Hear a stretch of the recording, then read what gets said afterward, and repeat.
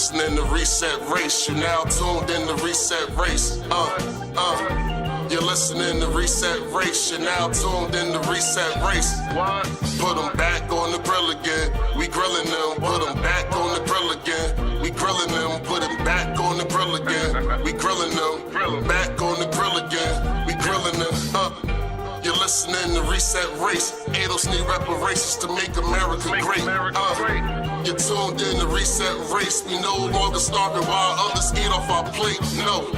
You're listening to Reset Race. We focused on our justice claim. We know what is at stake. You're tuned in to Reset Race. You'll find out who really about justice and really who fake. Lineage go back to U.S. Southern plantations. Pennies, Jim Crow, and mass incarceration. Redline and lynchings. We are old from this nation. You're not about justice if you ain't for reparations. MG the wise one. Cousin mother intellectual. Samantha bringing fire.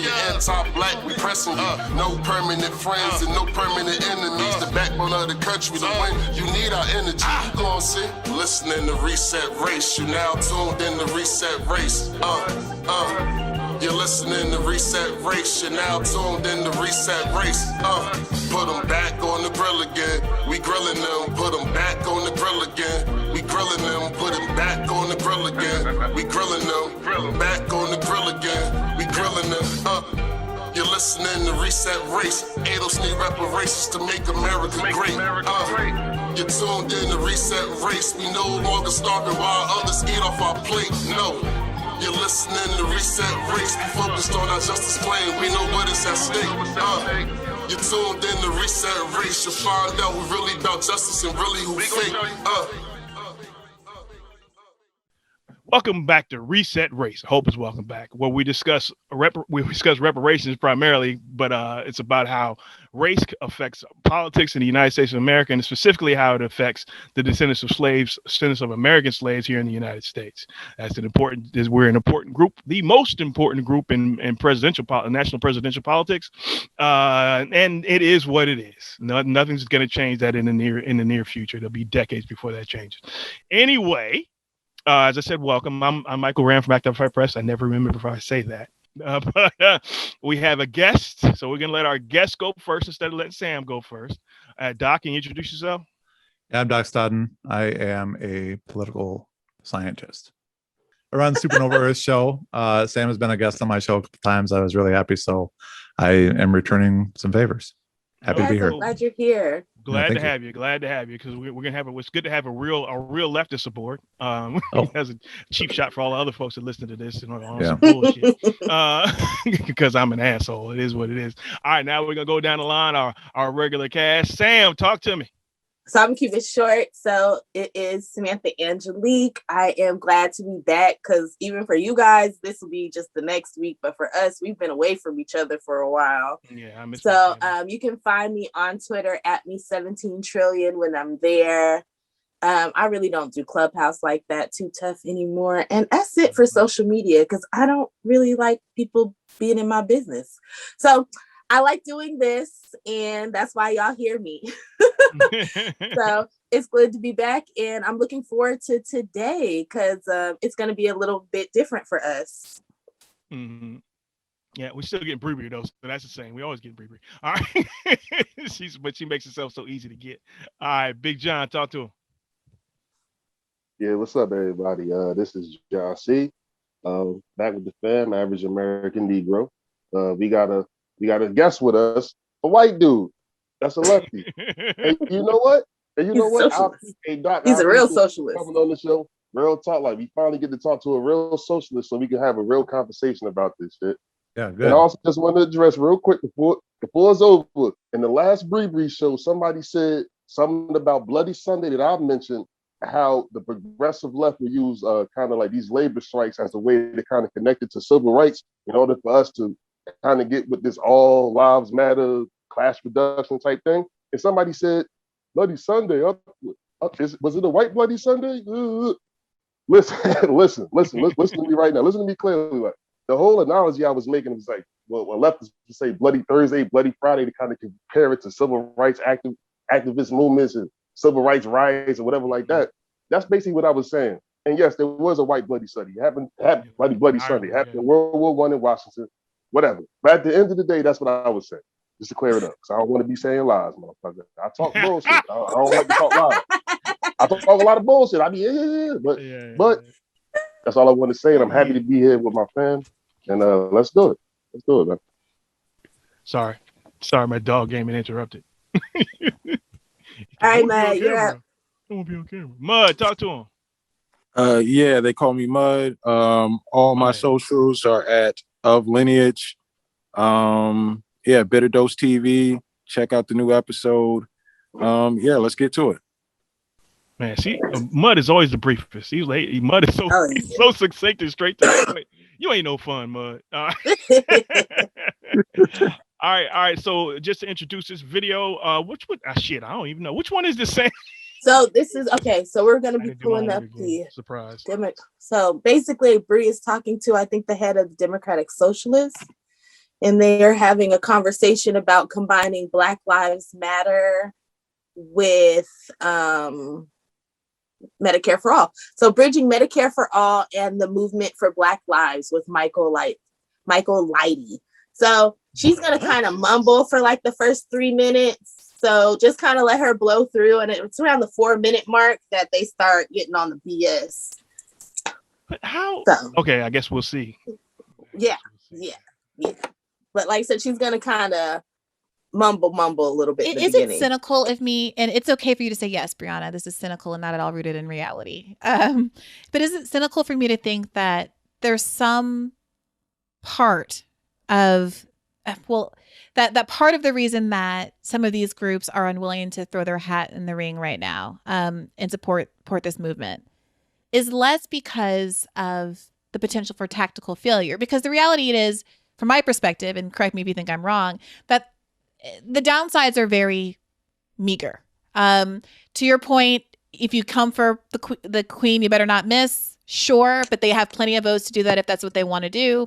I mean, I think that this wouldn't be pitched as we're going to get Medicare for all. This would be pitched as we're going to get a floor vote to start a conversation, and therefore there's no risk of like depressing people. Quite the opposite. I think that folks are very galvanized around kind of the left showing a little muscle regardless of what happens.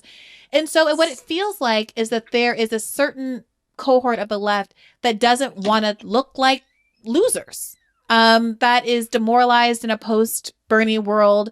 A lot of pundits who are really, to your point, involved in this prediction game and who are spending a lot of time saying this won't manifest in Medicare for all, almost as, a justification for why they're not going to be hopeful and try, instead of doing the organizing that they're talking so much about. Right. Well, I do think there is an orientation of groups, particularly donor-funded groups, to show victories.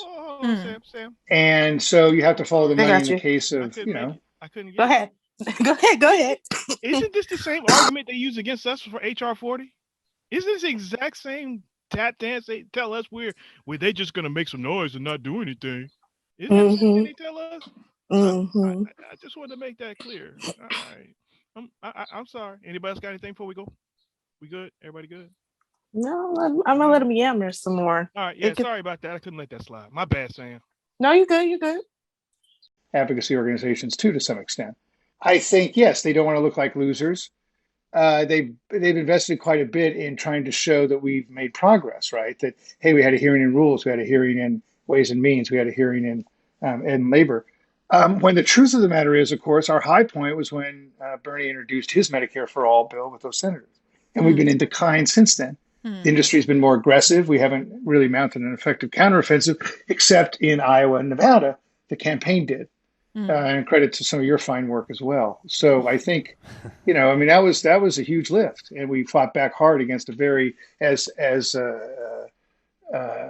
were saying, against a deep pocket adversary. So I do think those groups don't want to look weak, but also again, if we can still have that debate, and we can actually have more than 15 minutes, and we can actually make it substantive, and we can actually have a real shot at getting deeply into the media and getting advocates. On MSNBC, imagine a single payer advocate on MSNBC. Right. That should be, I think, part of our objective, a key part of our objective. If you get on MSNBC because, hey, here's the person who's trying to take out, Nancy Pelosi because she won't do Medicare for all, I'm open to that. I am open to that. Michael, you've been around for the 4 biggest healthcare fights of the past 30 years: Hillary Care, the Medicare expansion under the Bush administration, the ACA, and then the fight to repeal ACA, or rather prevent the repeal of ACA. And I'm curious about, you know, what lessons that we could take from that you want, you know, having had this behind the scenes view to let people know about. And like one specific question I would have along those lines is, what do you make of what I would call the Rahm Emanuel Barack Obama strategy, which is that, well, we all saw what happened to Hillary Care once the insurance company soured on it. So therefore, any kind of meaningful health insurance reform, we're going to have to give, big insurance companies a seat at the table. Their lobbyists are going to have to write some of it. And at the end of the day, they're going to have to make more money, or else that's the only possible way we're going to be able to increase coverage. And that seems to be where the leadership of the current Democratic Party is right now in terms of strategy. Right. I think there's a political calculation and a policy calculation. I think the political calculation is exactly what you say, which is we can't beat the industry, so we're going to have to accommodate them. And the policy strategy is it'll be good enough. We'll throw enough subsidies. We'll expand the public programs. It'll be fine. And the people who really vote will be fine, right? And the union members will be okay. So we don't really have to change it. And if we try, we're just going to get beat to crap and lose. Yeah. And so let's accommodate the industry. I just don't think that worked. It hasn't worked. It's not going to work. And why do we think it's going to work? But I also think that the lesson to derive from that is not that somehow we're going to, on the strength of the single payer movement, transform the debate and all of a sudden be able to beat the industry. I think we should do the things I suggested: vilify them, make them into tobacco, expose the money, expose the politicians. But what we have to understand is that we're not going to get Medicare for all if the minimum wage is $7.25. We're not going to get Medicare for all if state-sanctioned violence is a public health crisis destroying our community, or the pandemic is killing hundreds of thousands of people. Everything is everything. And look at what happened with the racial justice uprising. 25 million people in the streets, and the legislative response has not been equivalent, right? So look what we're up against. These movements are going to have to converge in some way. And Medicare for all has got to be the health justice wing of the broader social justice movement. Got you, John. I got you, John. Go ahead, John. Go ahead, John. I know you're ready for this. Go ahead, John. Go ahead, John. I'm listening. I was trying to hold out, John. Go ahead, man. No, this is good. This is actually where I wanted us to start picking up. Okay. Listen, man. What he does what many leftists do, man. He's trying to get support for Medicare for all, or any type of leftist, class-based policy. Eventually, you got to tap into the pain of Black folks, right? Eventually, it comes down like we don't get enough people on this. It's too Black people is going through this stuff that has nothing to do with. It has really nothing to do with what he's speaking about. It's like they go through all this stuff, and this is the reasons why the medical disparities are like this and like that. So, we need to connect with them in order to pass a law that's not specifically for them, but that may help them a little bit. But what you gotta understand is that they talk about Medicare for all, like it's motherfucking everybody's gonna have access to any doctor they want to see, go anywhere they want to go. This is America. All the countries that have put Medicare or some type of universal health care program into place did not do it with private health insurance companies' teeth sunken so deep into our healthcare system. So if you think that if you pass Medicare for all, private health insurance is going away, you're lying. And then it's Medicare A, B, C, D, G, F. They're talking about Medicare Part A. They're talking about Medicare Part A with a sprinkle of B, C, and D. Basically, Medicare, take care of my hospital bills.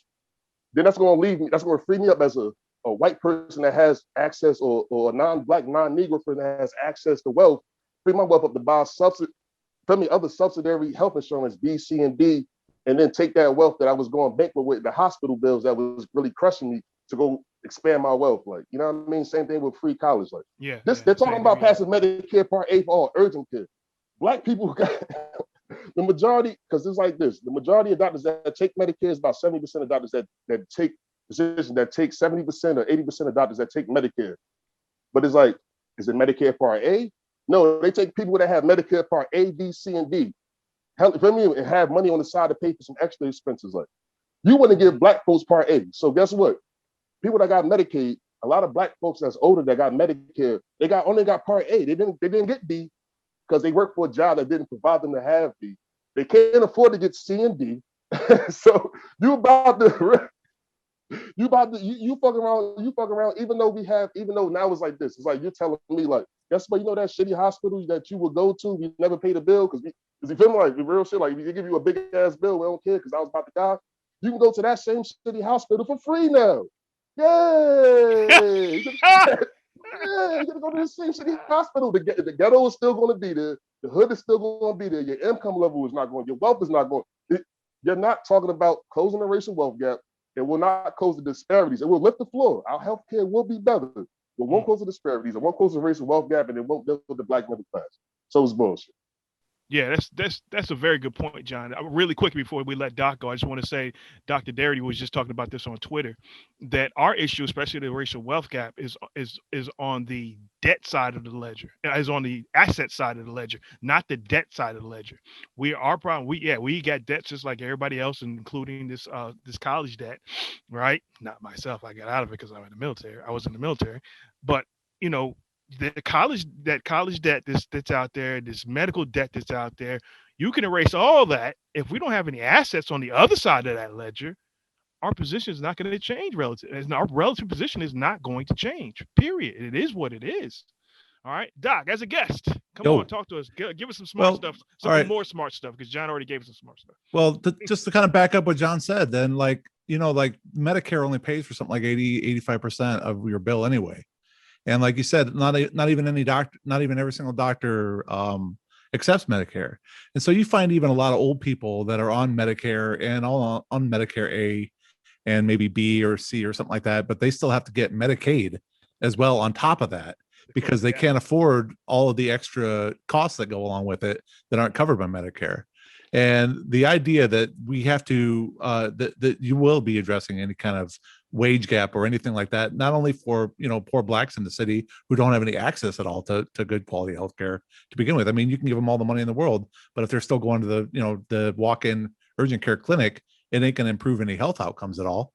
What when you talk about Medicare for all, you're basically leaving out the fact that people are still going to have to get private insurance, and private doctors and privately owned hospitals and clinics are going to raise their prices to accommodate the fact that now all these other people have it. Basically, what you're doing is with Medicare for all, you're still giving the private insurance companies a massive subscriber base that they're still getting a windfall. So the idea that we got to accommodate private insurance in this bill, to me, seems ridiculous, and it doesn't help anybody at all. All right, appreciate it, Doc. Sam, come on now. No, I agree. It's just, like I said, it's always funny. Like, I believe in us taking care of the sick and all of that good stuff, but maybe Medicare for all ain't it. Like, can we get some free healthcare? Like, can it just be free? Like, because I understand free. There's no loopholes in free. Just free with no asterisks. Just free healthcare. That's what we need. Free healthcare. Stop with all these extra little loopholes and nicknames and all this other stuff. Figure out how to just make it free like other countries. Yeah, that's a good point. And that's part of the wickets that the Democrats and the left have to run through, because the Republicans have done such a good job of denigrating the word free. All right, anything that's given for free is the end of the world. It's socialism, communism, and it's the end of the American way. Even though most of them have gotten free shit that got them where they are. That's another discussion for another day that we often cover. But and those guys are also getting free healthcare right now. The people that are trying to lifetime funded by us. Yep, absolutely. All right, Mud, talk to him, man. Oh shit, I don't really have much to add. Like, everybody kind of just said the great point. That there's not really much to add to this whole thing. I just think that like, the problem is that they want our support, but they don't want to offer anything in exchange for our support. Exactly. And They're that's trying to beat the Democrats without any power. Yeah, like, I mean, so I don't know. I mean, ultimately, they're gonna have to get on board with reparations. Like, that's the only way for the left to actually pull this off. Yeah. Also, along with that, Mud, I think because the reparations fight has absolutely changed how we function and how everybody functions around our issues. The reparations fight has changed everything, right? And of course, as always, the left is the last ones to react. The Democrats are reacting with all this Asian hate bullshit that we keep hearing, right there. And this now all of a sudden the Nation of Islam is the center of terrorism in the United States, right? They're coming after us hard with everything they got right now, right? Everything short of just killing us in the streets like they always do, right? So, and the Republicans are just ignoring us like they always do. That's their reaction, right?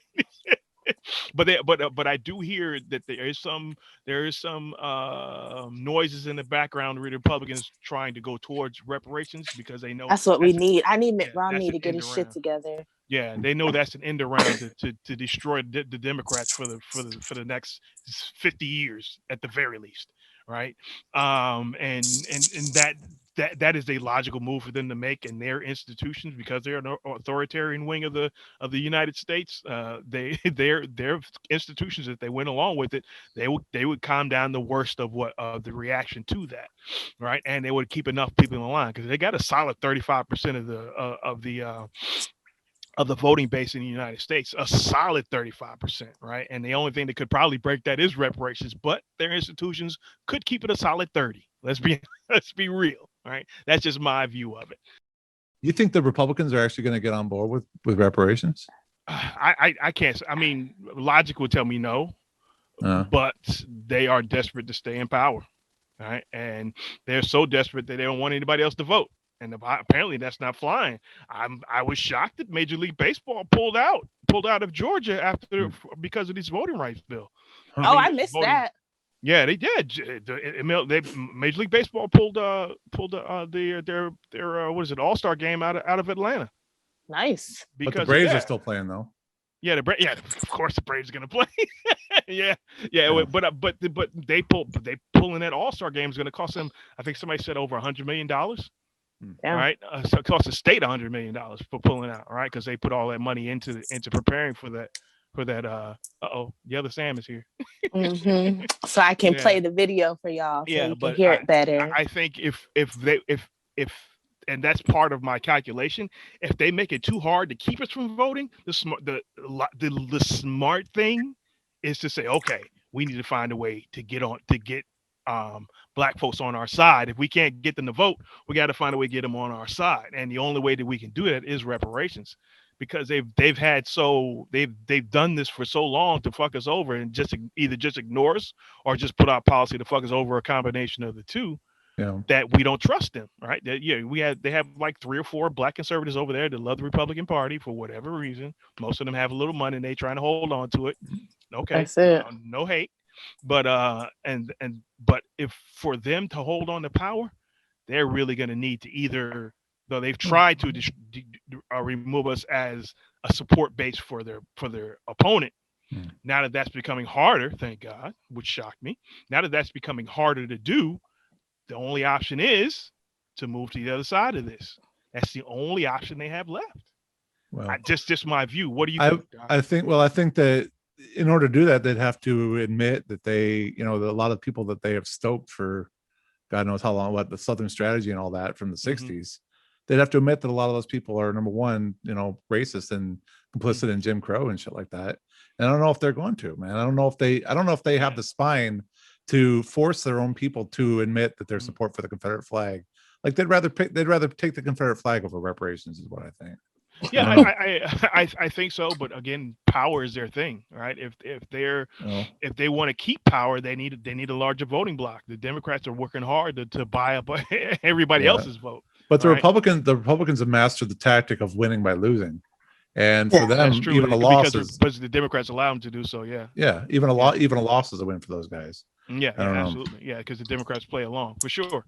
Yeah. But I think, but like I said, logic tells me that they won't do it. But at the same time, there's a logical play for them. And again, they are authoritarians. If they get their institutions in line, especially specifically the churches and their think tanks, it'll be a wrap. But it'll take them a year or two to get it. It'll take them a few years to get it right. Right. Yeah. It may take an entire 4 years of a presidency to get them right. But but they could do it. That's what logic dictates to me right now, right? Because of course I'm biased.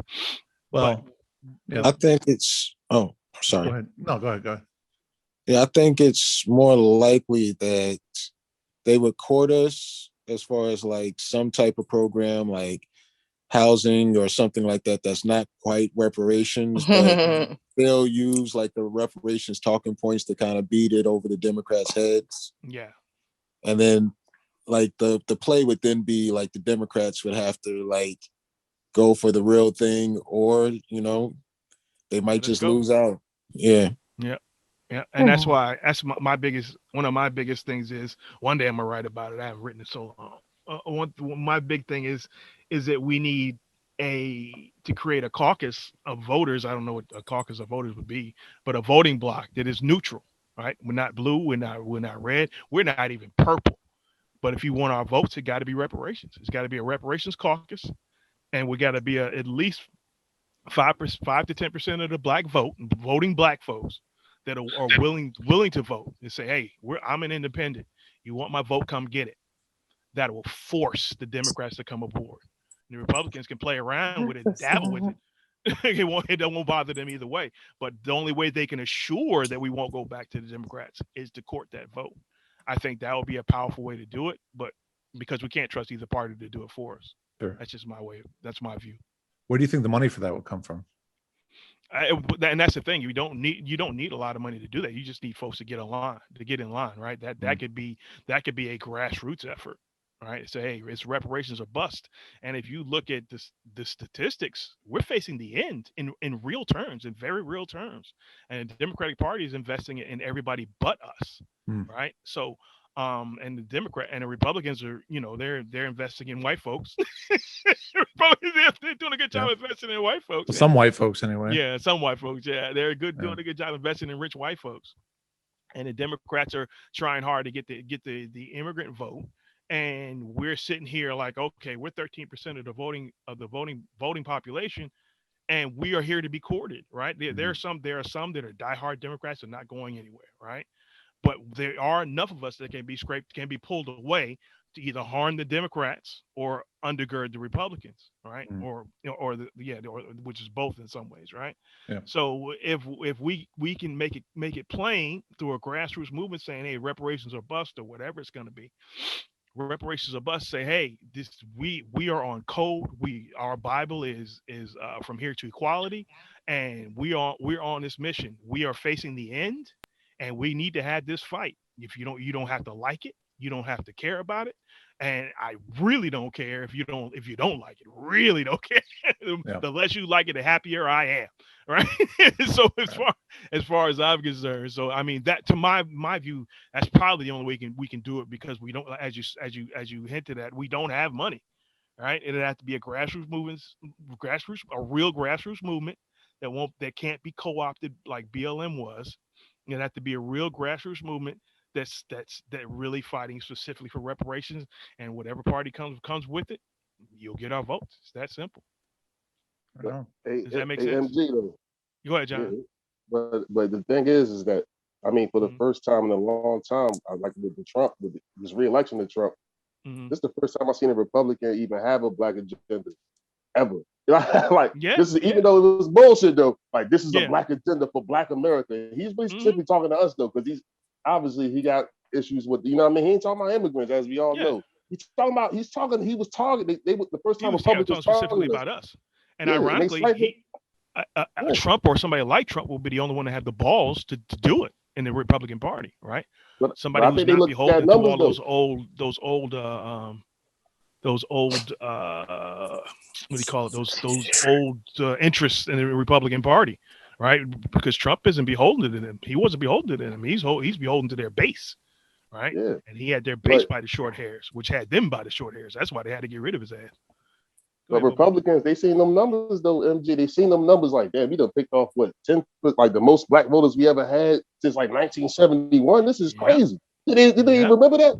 Like, so that's a good thing for us. That's a good thing for us because now we can leverage out. Now, see, that's what we're trying to do. We're trying to leverage out, but we want everybody from all sides to try to, you feel me? Like try to fight for our vote.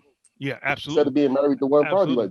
And that to me, that also says to me, what the fuck is the left doing when black folks, 10% of black voters, black male voters, I think it's 5% or 6% of black women voters are voting Republican and not green. What is the left doing wrong? Yeah, Somebody tell us. I think it's just people. Left is in it, man. I'm just saying. I mean, there's all these signals that the left is missing. Well, it's choosing not to see. Right. My question is, who does the left represent? Because Doc, you're a working class white man. Do you feel like the Democratic Party represents you? Well, they're not really the left, though, right? That's the Greens and the DSA and all these folks. Well, the DSA sure don't. The DSA isn't doing anything. Well, so I'll speak as a working class white guy here. Okay. The working class white guy hat on. Put your hard hat on white, and roll your sleeves up. My yellow hard hat is on now. Okay. The coal miner now. No, they're not working for me. And you know what? I looked at the plans in 2016. Okay. And if the Democrat plan and the Republican plan were put side by side for working people, and if I had any faith at all that the Republican plan would actually be put through, I knew it was all lies, but if I had any faith that it would be put through, I might have supported the Republican plan because they weren't talking about all this racist bullshit in the Republican plan in 2016. The Democrats were talking about middle class tax incentive, middle class this, middle class working. They didn't mention working class once. Some of the or the poor. Forget the poor. They just want, both of them want to starve the poor out of existence, and that's what I believe. Yeah. They want to cut like Social Security, welfare, whatever little thing that they give to the poor in this country. They want to cut that so far that the poor just die, and that just solves the poor problem.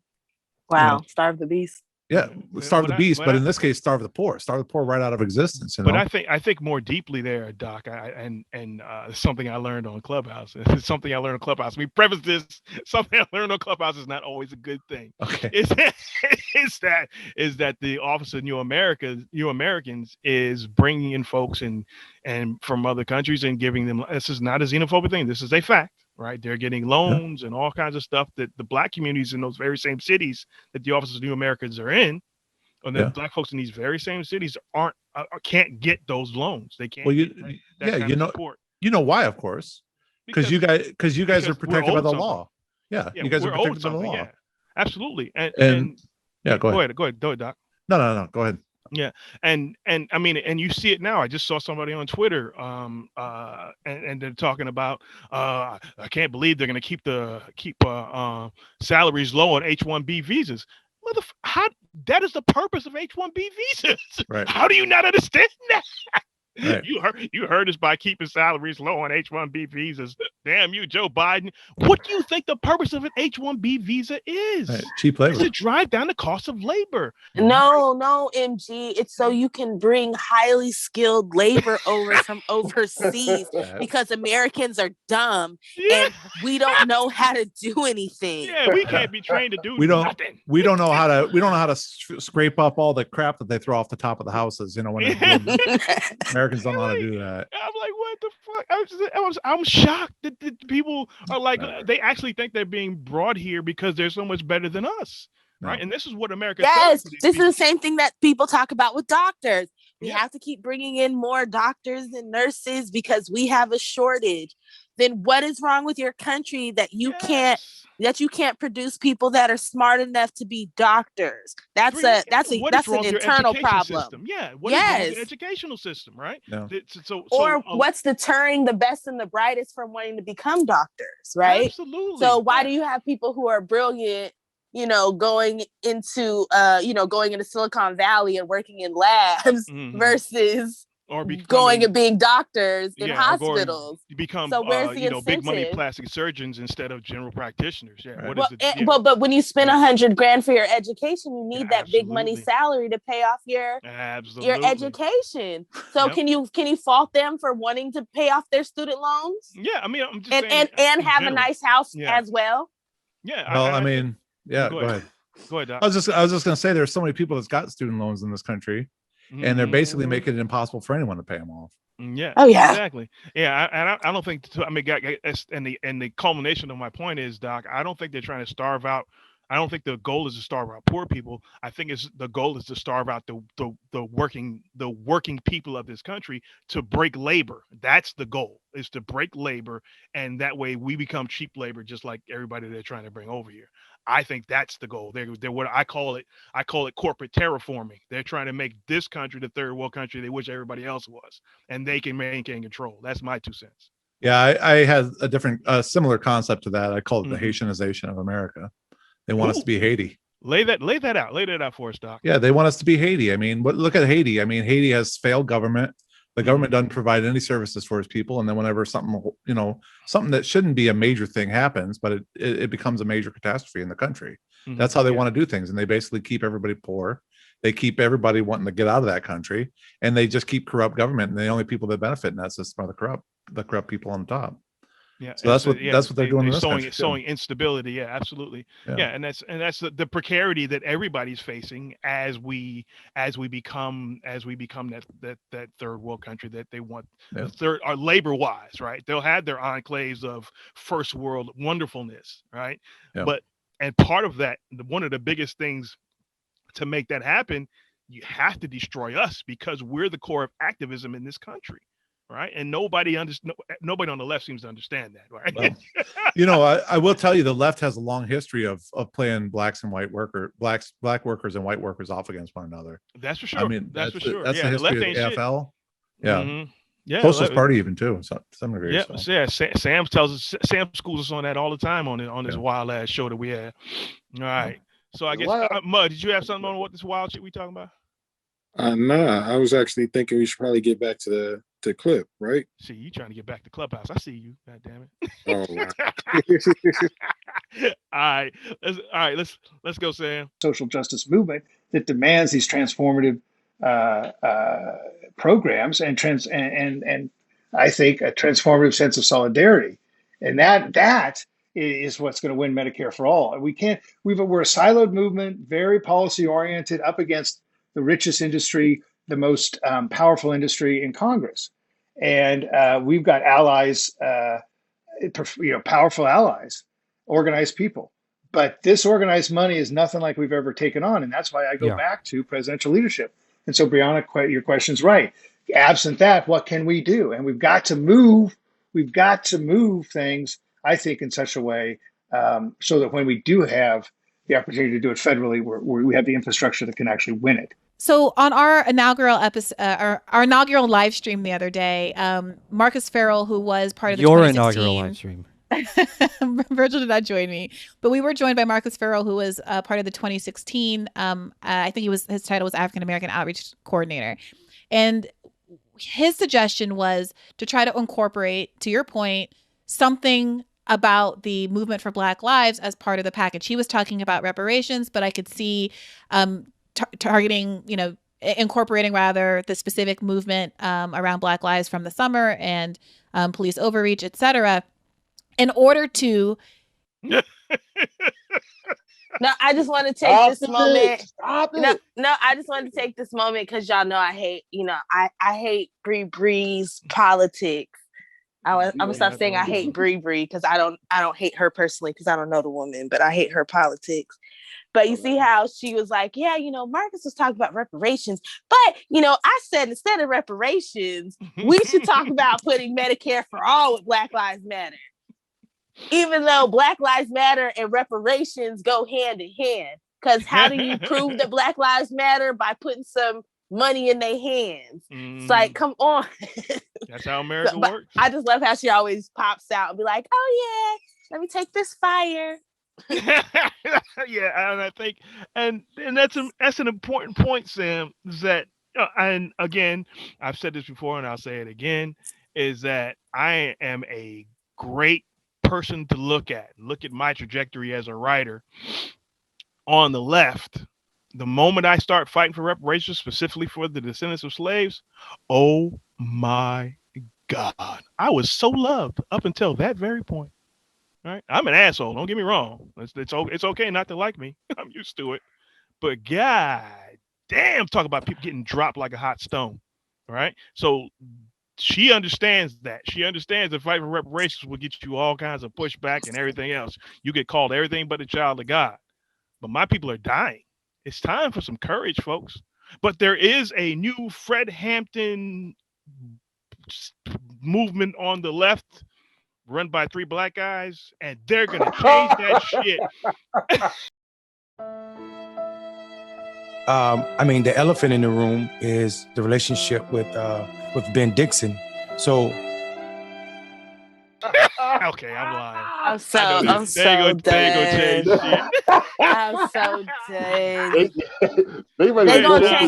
Go ahead, But no, just before this, listen. So I said this on another podcast the other day. I said, until the midterms, I don't trust nothing. I'm on some Uncle Ruggers, don't trust them new Negroes over there kind of stuff.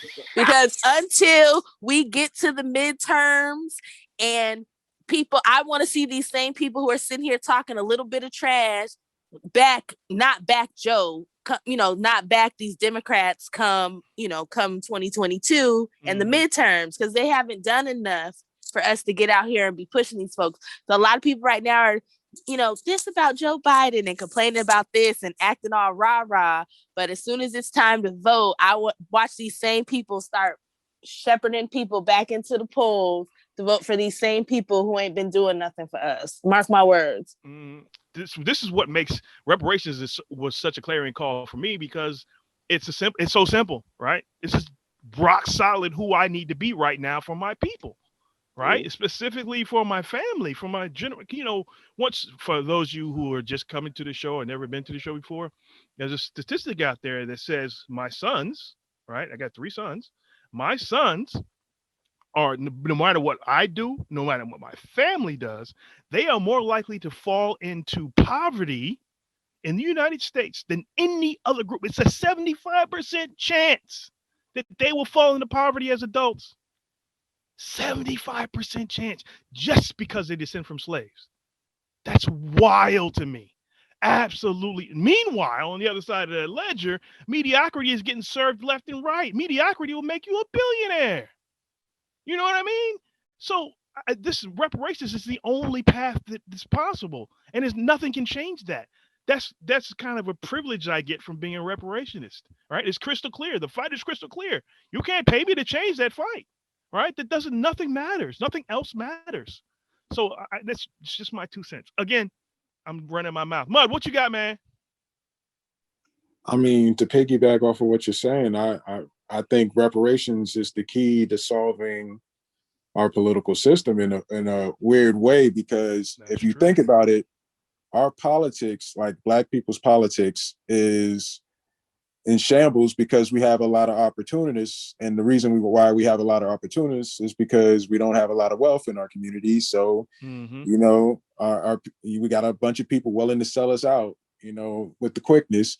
Yeah. And then when you think about like progressive politics, like honestly, the roadblock in all of this is the race issue. Once you deal with that race issue, then the fight changes. It's like, I mean, you're not dealing with a Republican Party that's like trying to, cover all of their motivation, their like racist motivations with this weird policy that doesn't really benefit anyone.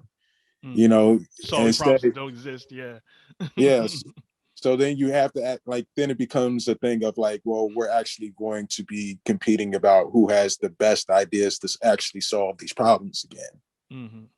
And that's what I think will solve like our political system. And I mean, honestly, if the progressives, if they could find a way to gain the victory and push through reparations, all these other plans that they have, the UBIs, the free universal health care, All this stuff becomes easy to push through. Jobs guarantee. Yep, absolutely. All that stuff becomes easy. So yeah, that's all I got. All right, Doc, what you got, man? We have to figure out how to use technology first. Sorry. Yeah, I agree with you guys. And I especially agree with what Mud just said. If you actually take the race issue off the table by solving it through something like reparations, you could actually make some great steps toward having policies that will, benefit everybody in the country, as well as, Black Americans. So once you actually do the thing that, once you get these people, the people that would benefit from reparations, once you get people like that wealth, in a community, then you can start actually having a conversation about what Social Security would actually cost, what Medicare would actually cost. And you can actually have a real conversation about how far we need to go with regard to all that once you get the reparations issue solved. But I agree, you shouldn't mix them up with these other things, because as Samantha very wisely pointed out to me when she was doing my show, jobs guarantee or housing assistance or these other things are not reparations. Reparations is something totally different. And I think that it should be prioritized. Personally, that's what my belief is. Thanks, Doc. Appreciate that. Big John, what you got? Yeah, I just think, just to piggyback off of what all y'all said, I think what Breed Joy is doing is really what the modern quote unquote left, a lot of progressives, and even some people on your side, the far left, if you consider communists or something like that, they'll do things like this. They'll tug on our emotional heartstrings. So they'll be like, I seen a movie, it's called Soul Food. And Big Mama died. They cut her leg off, and they cut her, she had diabetes. If she had Medicare, she'll be alive. It's like, no. The reason Big Mama is dead because Reconstruction was never fulfilled. That's the reason why she died, yo. You know what I mean? Like, it's not because she didn't want to go, she couldn't afford to go to the hospital. She probably was scared to go to the hospital. Nobody did nothing to undo this. Like, you know what I'm saying? Yeah. So now you're talking about these sweeping everybody. If Reconstruction happened, first of all, we wouldn't have none of these, like a lot of these economic problems, social problems, because you done took care of the bottom cast in this country. It's over. It's done. This America is moving forward, steaming forward. But no, you didn't do that. So now you want to come back to me and tell me that these all-inclusive policies is going to rouse my people up when you ain't do the work to really target our direct harm. So and most of their people just got here. Got here. Got here in 1901. Word up. I got here in 1901. Hey, yo, if I get down with the labor union, Polish dude, get out of here, nigga, out of here. What the fuck, yo? Like, whoa, no. It's like I left Poland. I was at the bottom class in Poland. I'm not gonna do that here. I'm not gonna do that here. Like, this is America. Like, so at the end of the day, it's like, this is what lefties, they always do this shit when it comes to, like, a lot of these things could be easily solved if you solve the race issue. And that comes with elevating our economic position first, and then with economics comes social and political position. You know what I mean? Like, these things are all tied together, like, and they have to be specific and targeted for specific damages. You can't just give everybody everything and expect shit to close because we don't got nothing. Right. That's the thing. They bank on us not having nothing to be so desperate to be like, you know what? I do want to go to the hospital and I have to pay for it, even though it's shitty. Like, come on. Yep. They're banking on our desperation. That's exactly what the left is doing. Not only that, it's owed. So, I mean, that's the one thing that it's owed. So, yeah, absolutely. Sam, what you got, Sam? Thanks, John. Doc, too. No, it's just more of the same with it all. But no, I just enjoy what everybody had to say about it. But for me, it's just more of the same. Like, we know that we need reparations. Like I love to say, just clear us off the board.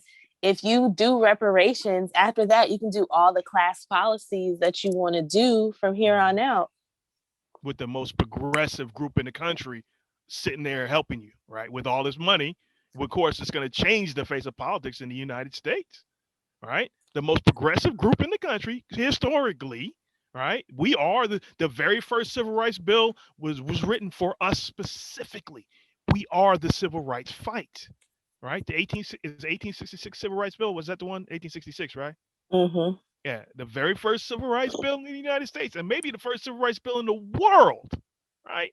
Was because of us. Just keep that in mind when you get out of pocket, folks. All right, so that's I'm sorry, Sam, were you done? Yeah, I'm good. I'm good on that one. We can see what the last few little chats they got to say on this is, and then we can do final thoughts. In order to galvanize a broader segment of the population, practice intersectionality instead of just saying it over and over again as a buzzword, putting a different kind of pressure on Democratic Party leadership since they all just put their kente cloths on and kneeled at the Capitol just a few months ago. And I think that there's something to that. There's obviously some risks that the more you pile on. All right. They recognize this nonsense that the Democratic Party is doing, and they screaming about intersectionality. Intersectionality is where these things are a portion of the intersection. Our corner of the intersection is reparations, but you avoid that fucking corner like it's fast, like the fucking leprosy is over there, right? You avoid that corner. If we're going to be intersectional, let's be intersectional, family. Let's talk about reparations. Let's put it on the table. But no, that's a bad intersection. I don't want to go in that neighborhood. All right, I'm sorry. Anybody else got anything before we go on? No, I just hate intersectionality. I 100% hate that. Yeah, it's like, oh, me as a poor Black woman, and Gloria Steinem as a rich white woman are both oppressed the same because we're women. I cannot. Yeah. I cannot. I hate intersectionality. I hate it. I know, but I hate it. People. I hate Black girl magic too. So go ahead and add me 17 trillion. I'll just go through a list of like all the little things that just drive me crazy. Like, I don't want to be magic. I just want to like be able to go through my day and not be stressed out and like just be able to have like a good life. Yeah, like, I don't want to have to be like a fucking superhero for that to happen. Oh, you mean you don't want to kick down any wisdom to us? I need some old folk wisdom. I'm telling you, right? I know. No, it's too much, man. It's too much. Sometimes it's like, damn. You supposed to preface that what my grandmother used to say. That's I know, right? I know. You say something slick. Black girl magic. And I'm just like, damn, can we stop trying to tell our little girls to be superheroes? That's why they stress the fuck out. Yeah. Yep. And I would love for this world to be like everybody's mediocrity is cool. You can still eat every day, even if you're mediocre, right? Not just one group that could be mediocre, So I would love for that to happen one day. All right. Mud, you got anything on that? Or you just want to go on so you can leave? Yeah, let's just finish out Bree. I think we got like 3 minutes. Let's just Mud. Damn it. All right. You ready, Mud? You got anything, Mud, for Bree? Nah, let's go. What up? Nah, let's go. The more there is for folks to object to, but it's also true that the more you pile on, the more there is for people to rally around. What do you think about linking kind of more explicitly the Medicare for All movement to a movement for Black lives, which does have as part of its agenda universal health care? And single payer specifically. Yeah. I'm totally on this page, Brianna. This is exactly what I think we should do. And I've been trying to do it in a kind of beginning way. We did a series webinars, Black Health, Black Liberation, where we foregrounded kind of the triple crises of state-sanctioned police violence, the pandemic, and rampant fundamental inequality, right? And say we need a comprehensive response to those issues, and foregrounding the issue of police brutality, because we have to, first of all, we have to acknowledge that. But secondly, so we're Oh no! Fuck. Hey, yo, they about to say, yo, they trying to say like police killing Negroes. If we just make hospitals free, Negroes gonna live longer, and the police ain't gonna kill them no more. That's all we got. Hello. I hate this. What the fuck is the word? This breaking our struggle down to police brutality. That's not the only thing. And if we weren't broke, if we could all afford good lawyers, this shit would stop last week. It would have stopped last week. And that's the thing. The bottom line is our economic situation. It's not going to fix everything immediately. But if we could afford lawyers, this show would be totally different. Pookie wouldn't be in jail. Ray wouldn't be in jail. And maybe some of these cops would be in jail. You know what I mean? When you what's the word? I forget the word. It doesn't matter. When you push everything about our struggle to make it about the police brutality, you've lost me right there. There's a whole bunch of other shit we're dealing with. Right? Healthcare, yes, we're also dealing with that. And even if you push Medicare for All, as John clearly explained, we'll still be dealing with it. right? It all boils down to our wealth position. It simply does. After 400 years on this damn continent, forced, right? So I just want, I hate that. Hold on. I'm sorry, folks. I know I'm extending this. This is a message to Mr. Michael Lighty. There is a there is a Twitter account that claims to be the Afro socialist or whatever they are. They claim that DSA pushed them out there to fight against us reparationists. I need Michael Lighty to let me know why you did that, if it's true, and if it's not true, why you allowed them to say that. All right, I need to hear that clearly, because if you send a group of people out to fight against reparations as the Democratic Socialists of America, oh, it's fuck you all day, and everything I got is gonna be fuck you.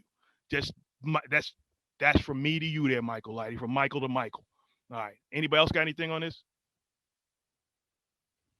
So we're incorporating some of that work. We've been doing listening sessions with frontline organizations serving communities of color to say, look, you're like in an existential crisis. We get that. You're not going to be out there waving the flag for Medicare for all, but how can we integrate, right, the needs of your work and our organizing program? We've recalibrated the DSA Medicare for All organizing guide, putting up front the Medicare for All as an anti-racist demand against racial capitalism, right? Making that explicit. We've got a national strategy conference at the end of January. We're going to do a workshop called Campaign for Health Equity, a winning political strategy for single payer. And I want to link not only to the Black Lives Movement and the BREATHE Act, which I wish the BREATHE Act actually included Medicare for All. It's Medicaid expansion, does some other great things, but I wish it went all the way. But that, but also Representative Lee's one of the key drivers of the Health Equity Act, right, to deal directly with those issues within structural racism within healthcare. So that's another way we've got to integrate. So I think this is the only way to succeed, and we have to acknowledge that our movement is white and old and a little out of touch. And the thing that revitalized it was, the influx of young folks, mainly from DSA, but obviously that's got deficiencies too, in terms of breadth and reach. And so, and when I've certainly been schooled when a lot of Black folks, other people of color hear Medicare for all, as soon as they hear all, they figure, oh, that's not us. Mm-hmm. Yeah, that's an uphill battle, and I know that there are a lot of folks who are going to be like, the whole point is it's a universal program. If you start emphasizing discrete groups, then you're undercutting its viability. But I think we cannot ignore the reality of what Bernie's vulnerabilities were in 2016, and he improved a lot in 2020, but they were still there. And it's that people feel like unless you're willing to articulate something specific for them, or at least characterize the universal program in a way that is directly appealing to a specific group, then they aren't wrong to assume, given historical precedent, that this universal program isn't going to end up touching their lives.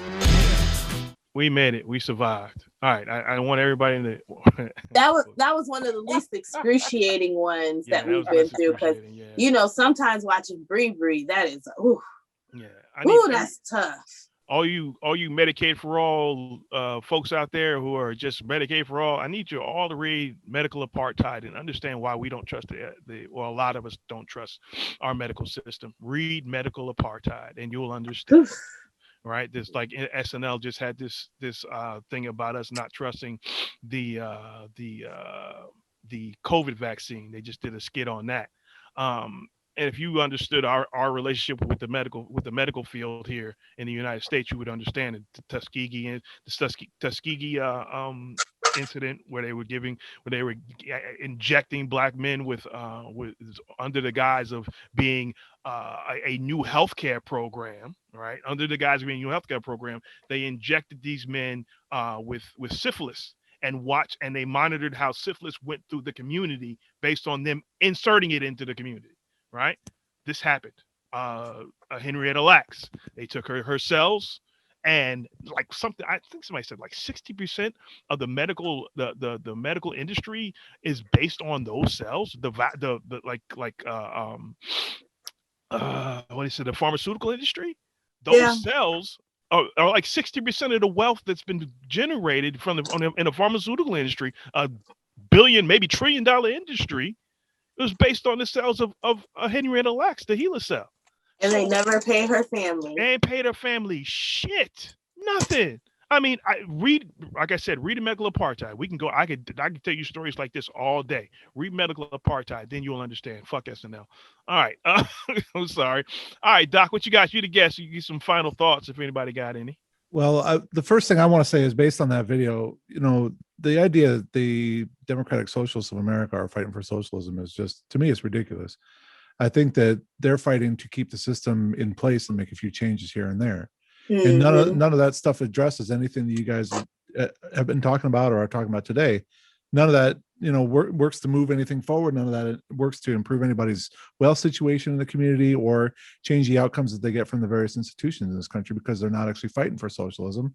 They're fighting for the Democratic Party, and they're trying to maybe push the Democratic Party a little bit to the left, but they're not really very successful. And I don't think the Democratic Socialists or even the progressive movement in this country is probably going to be the answer to this question. Yeah, you're right, Doc, and especially without us, right? Ignoring us is one of their biggest problems, right? Yeah. Again, we are the center of activism in this country, and you just keep avoiding us. In some ways, even sending people out to harm us, like Michael Lighty and this Afro Socialist Twitter account, right? So you need us. You recognize that you need us in this fight. Everybody recognizes they need us in this fight because everybody connects like John always says, everybody likes to connect their fight to our fight, right? So you recognize that you need us in one way or another. Even the right tries to tie themselves to our fight. Glenn Beck called himself the new incarnation of Martin Luther King one time. That's how wild this shit is. But nobody wants to serve us, right? Well, Alex Jones is for reparations. Alex Jones is for reparations? Mm-hmm. Oh, Jesus Christ! What is it seems to me like when you guys, when people try to tie these various other movements to like a reparations fight or something like that, reparations always seems to take the back seat. Mm-hmm. Even if they do it explicitly, reparations or issues concerning the Black community always seems to take the back seat. Yeah, absolutely. They just want to use us and move on. I mean, that's it. That's what everybody. I mean, and that's what everybody does. And the left learned to do that from the Democrats, right? They and we're not helping them because we keep voting Democrat. I mean, it is what it is. But we're slowly getting off that, and that's scaring the shit out of some people, which is wonderful to me.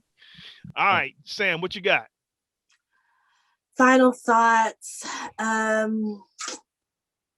Till you do right by me, everything you touch is gonna crumble. Facts. And since y'all ain't gonna be able to see the fingers, I hope Mud puts up the picture of Whoopi from The Color Purple, because that's where I'm at.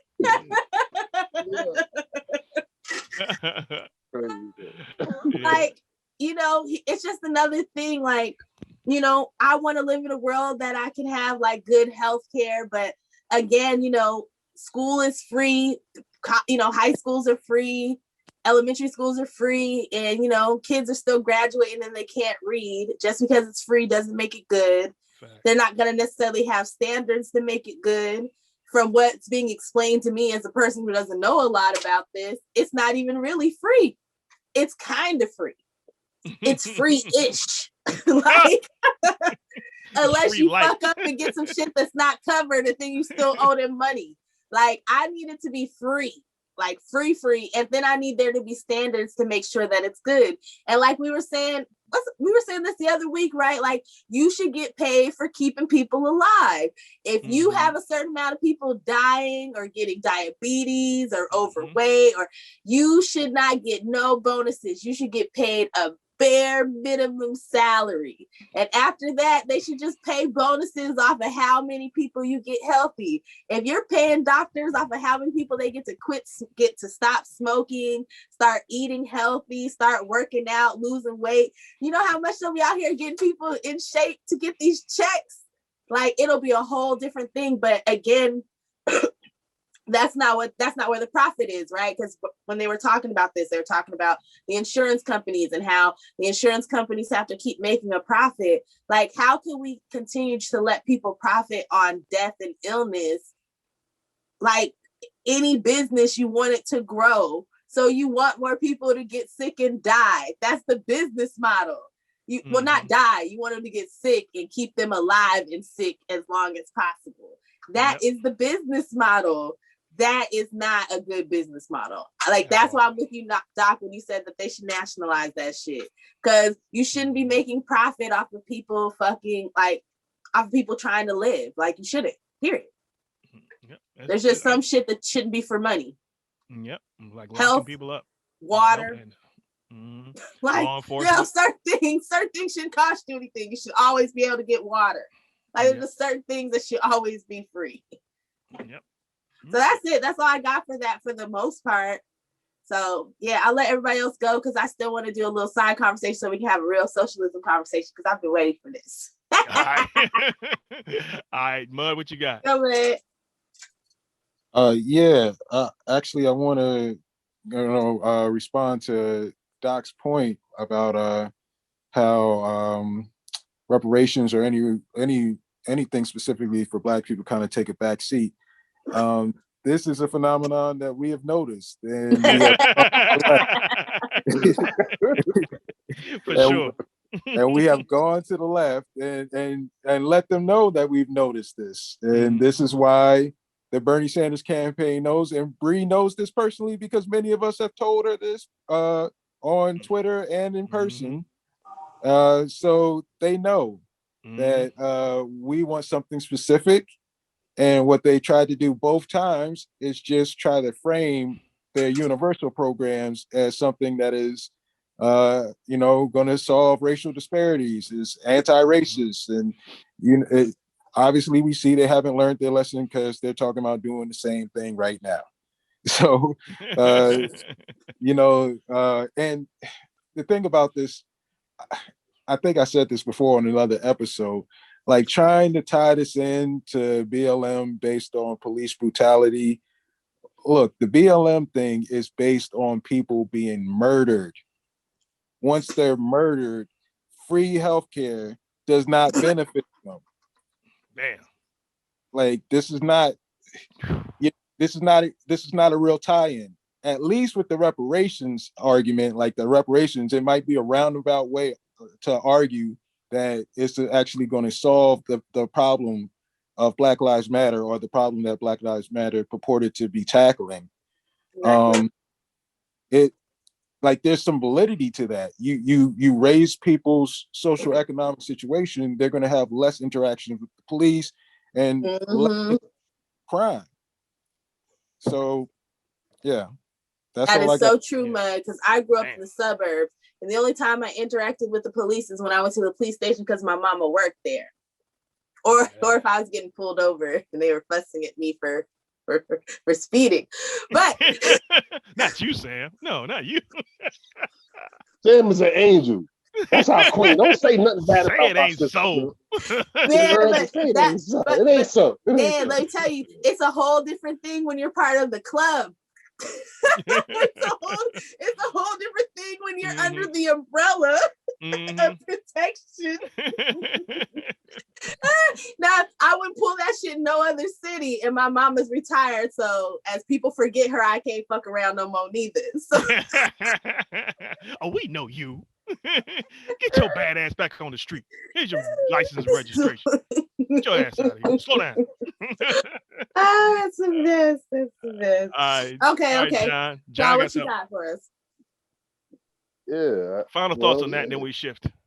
Yeah, we gonna get out of here. But yeah, the Medicare for all shit, like I said, like it doesn't achieve none of our political goals of being stable, being fully enfranchised citizens, having wealth, having autonomy. It doesn't do any of these things. Yep. All it does is just keep. Remember I called Medicaid keep you alive insurance. That's what it is. It's not make you healthy insurance. It's keep you alive. Like, you know what I mean? Like, you gotta go to the keep you alive. Like, so I work, and I think that progressives got to get a better way, and leftists got to get a better way of. They really know how to talk about how the health industry interacts with the person that is the consumer of the health industry, but not the relationship between the health industry and the doctor. You know what I'm saying? Because the real talk in the physician, because they have the physician and the doctor based off our system.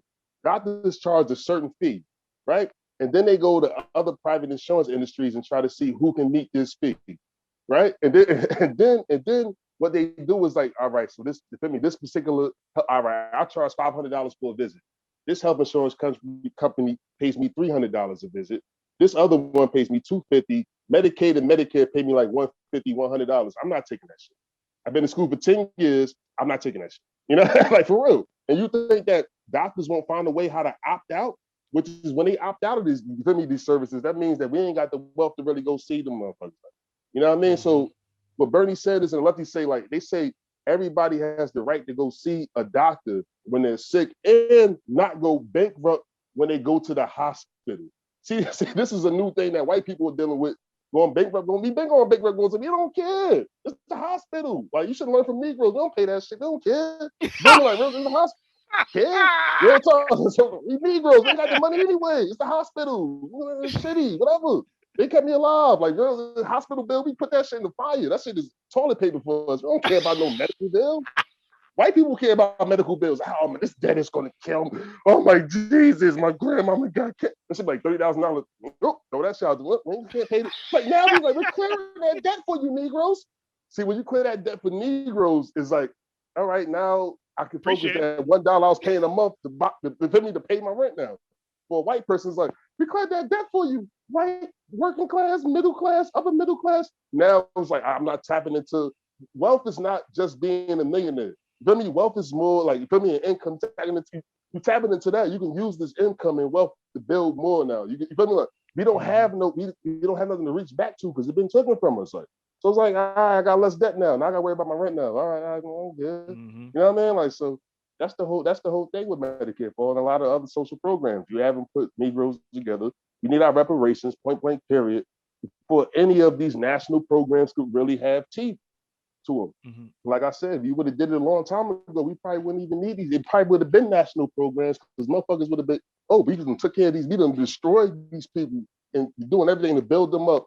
Why can't this white dude, this poor white farmer just go to the, you know what I mean? Like, see, now you working from now you got to go back now, but they trying to just move forward and use that pain, like, because I'm hurting now, and feel me, like, this the best you could do. The Democrats ain't got nothing for you. The Republicans definitely ain't got nothing for you. Libertarian, come on, free hospital. Go to the hospital.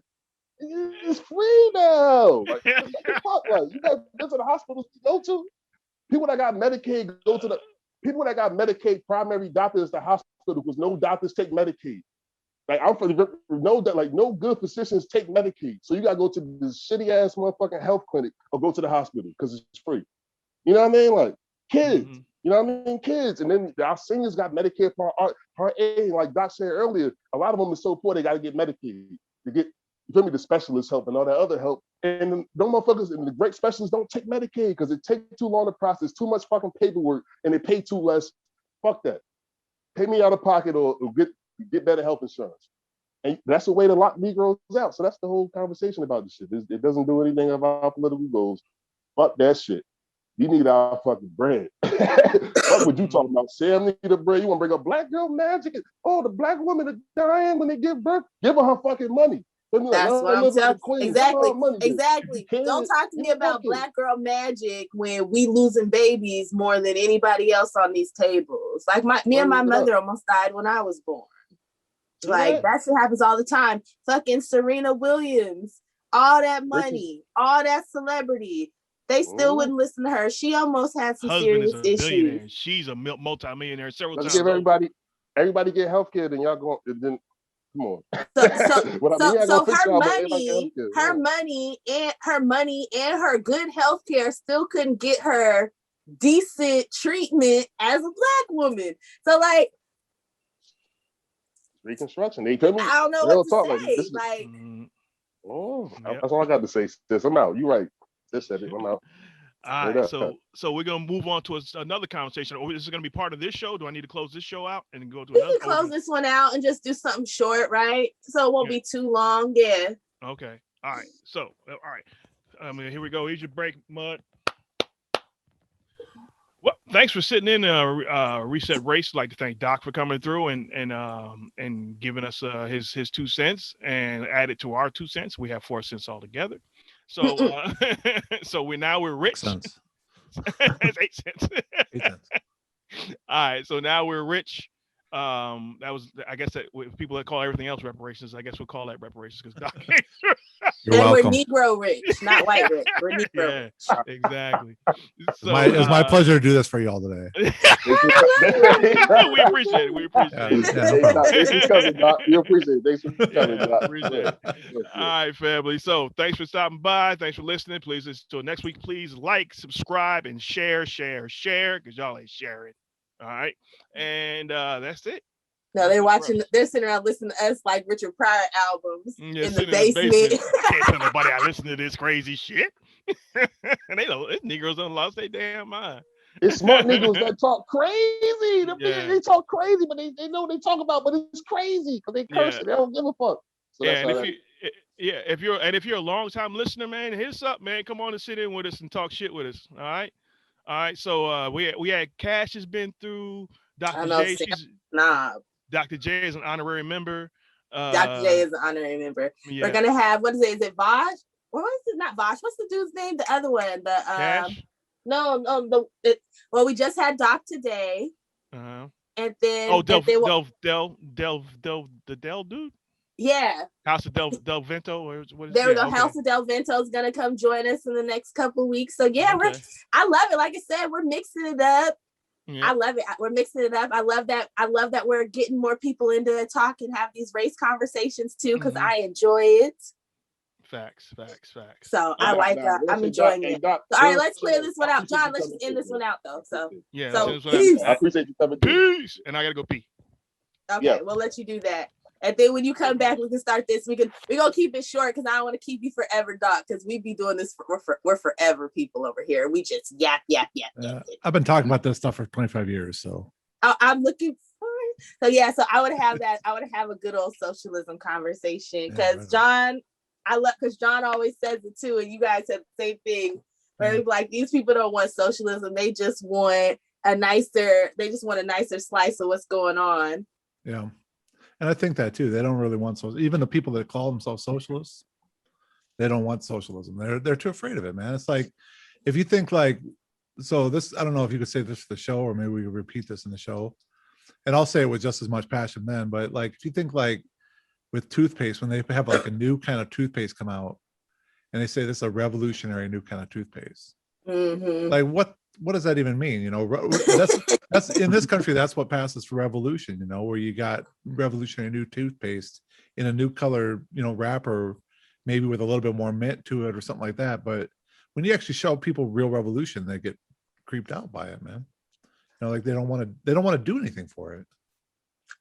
This guy on Twitter, after Joe Biden was elected, had the nerve to say that this was a revolution. God. And I was, you remember, because I put it in that video that I did where she was smashing the windows and everything else. What? Yeah, you remember it's in the video that I did when hold on.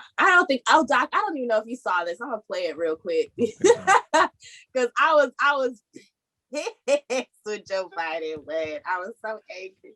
Joe Biden is revolutionary now. Oh my God. Yeah, no, this guy had the nerve to say that. He was like, this was a revolution. And I was like, if you thought this was a revolution, wait till. No, you don't even know what a revolution is, man. No, I don't know nothing. Like Joe Biden? Oh my goodness. Like, I guess he was saying because we got Trump out, but I was like, bruh, that was not it. Revolution shit. That was not it at all. Like, well, it's funny. There's a lot of people on the right that say this is a revolution, that they've had a revolution. I'm like, man, come on, you know, like, I don't understand. Like in this country, people aren't ready for that kind of thing. People ain't ready for a revolution. That's the thing. He's been in politics like 300 years. You know what I mean? How is this a revolution? It's the same thing. Yeah, like goddamn, it's the same shit over and over again. Another old white guy. Yeah, but they like to talk about revolution, like Bernie. I mean, I'm not a fan of Bernie Sanders, by the way. Just I don't know if you guys thought I might be. Or whatever. I'm a recovering Bernie fan. I voted for him in 2020 in the primary, but I believe like as a socialist, I shouldn't go and vote in the Democratic Party's primary because that's an organization that I'm trying to like influence from the outside. But I thought those people were so corrupt anyway, man. It doesn't really matter. You know, it doesn't really matter what I do to them. It's not going to change anything. And so, I voted for him, and I saw the way that the Democrats, treated all of his supporters and everything like that. And it was kind of a raw deal. But then, in 2016, I said, well, what do you guys think? It's like literally like getting all your football gear together, going down to the football field, do things at football field, and finding out that they're really playing baseball down there. And then getting pissed off because they're the ones who are making the rules, getting pissed off that they're not letting you play football. Yeah. And that's what it was. That's what 2016 was. And yeah, absolutely. And I don't think that the Bernie Sanders people even realized that, even knew that. And I don't know, man. It's just a real shame that that's the best they could do. Like Biden's the best they could do. Yeah, I really think it was the best they could do, though. Yeah, I'm kind of dubious on how bad Trump really was. Honestly, he wasn't that bad for Black people. I'm sorry. Yeah, for us in particular. I mean, yeah, was he an asshole? Yeah, like he cut some programs. Did he hurt us? But did he hurt us more than Obama? No. Yeah, but I'm going to tell you, I got lectured the other day about how much of a racist I am by another white person because I said that Joe Biden is just as bad as Trump. He's worse for Black people. I mean, historically, for what he's done to us, same thing with Hillary. Okay, Trump was an asshole. He was a slumlord, descendant of slumlords, and he did that article about the Central Park Five. But we're talking policy, national policy. Because of what some rich asshole did when he was in New York, that has nothing on what the Clintons have done, the Bidens have done, Obama has done. Yeah. There's no comparison. Right. But you know what? The funniest thing is I've never in my life been called a racist by a Black person. Only white people. Only by white people. Only by white people. And I don't really understand how that even works. I've been called racist by white people. I've been called white man's burden. You gotta deal with that. I get called racist by white people. We reparationists get called all kinds of shit. I don't really mind getting called racist by white people because it just tells me who to not pay attention to, man. Yeah, exactly. You know what I'm saying? But I mean, the thing is that I get called a racist because of the fact that I'm not automatically on board with Biden. Mm-hmm. And then, because Donald Trump was so bad for Black people and for Jews, there was an imminent Holocaust, waiting to happen if Donald Trump had got reelected. Like, they were pushing all those buttons. Yeah, they were pushing all those buttons. I was like, what the fuck? Black people are going back to slavery. That's that's number 2 act. You're gonna kill all the Jews in the United States and put all the Black people back in slavery. Even though technically there's more of us in slavery now than back then because it's called prisons. Yeah, 13th Amendment is very real. I mean, it's right there.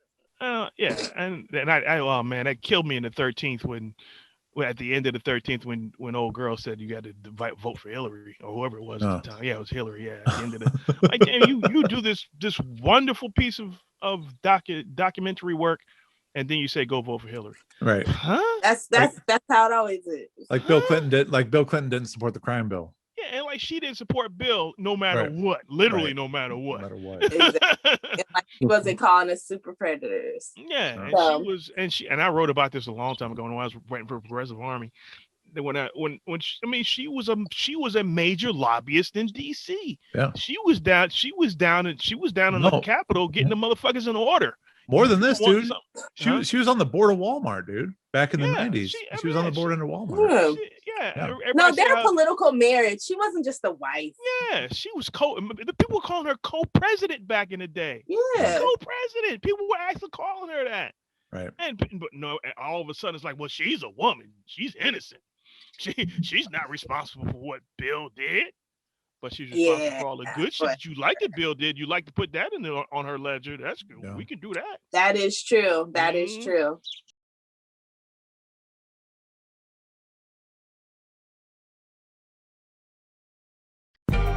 Listening to Reset Race, you're now tuned in to Reset Race. You're listening to Reset Race, you're now tuned in to Reset Race. Put them back on the grill again. We grilling them. Put them back on the grill again. We grilling them. Put it back on the grill again. We grilling them. Back on the grill again. We grilling them. You're listening to Reset reset race. ADOS need reparations to make America great. You're tuned in the reset race. We no longer starving while others eat off our plate. No. You're listening to Reset Race. We focused on our justice claim. We know what is at stake. You're tuned in to Reset Race. You'll find out who really about justice and really who fake. Lineage go back to U.S. Southern plantations. Lineage, Jim Crow and mass incarceration. Redlining lynchings. We are old from this nation. You're not about justice if you ain't for reparations. MG the wise one. Cousin mother intellectual. Samantha bringing fire. Anti-black. We pressing you. No permanent friends and no permanent enemies. The backbone of the country. To win, you need our energy. You gon' see. Listening to Reset Race. You now tuned in to Reset Race. You're listening to Reset Race. You're now tuned in to Reset Race.